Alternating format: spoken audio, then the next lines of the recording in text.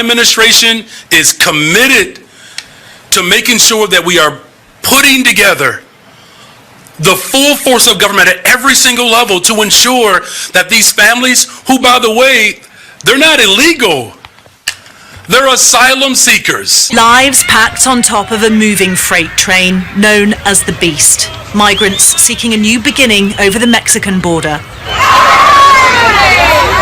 These mostly from Venezuela, men, women and children, families clambering aboard where they can outside the Mexican town of Arapuato.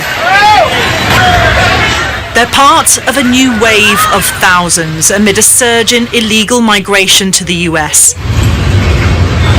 Sleeping on top of cardboard boxes here, these people had been waiting days next to tracks for an opportunity.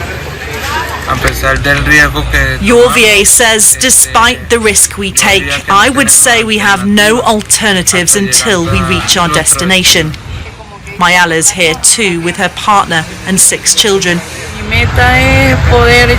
She says, my goal is to be able to get to the United States and enter legally with my family, to have the opportunity to work, for my children to study, learn languages and new things. Large numbers continue to overwhelm officials as they pour into Texas border towns. El Paso's described as at breaking point. More than 8,000 turned up in the city of Eagle Pass this week. The U.S. Homeland Security Secretary visited the president of Honduras in Texas. We are seeing an increase in the number of migrants arriving at our southern border. Our immigration system is absolutely broken. Martha, good morning. The message is quite clear. Do not come. The border is closed. The border is secure. Why were you not prepared for this? Martha, let me be clear. We have seen large numbers of migration in the past. We know how to address it. We have a plan. We are executing on our plan, and we will succeed. This is what we do. You talk about the Trump administration and what was in place there. You did away with that. Wouldn't it have been better to have a plan before you did away with that? We are executing the plan that we have, and let me share with you, because we will succeed. Congresswoman, the border is secure and the border is not open. Faced with a surge in illegal crossings, the Biden administration has announced it is waiving more than 24 federal laws to add on to the border wall in southern Texas. NBC senior White House correspondent Gabe Gutierrez has the latest. And Gabe, tell us what we know about this reversal.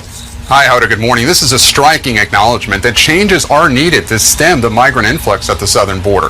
The Department of Homeland Security waiving 26 federal laws such as the Clean Air Act and the Safe Water Drinking Act to allow border wall construction in Starr County, Texas.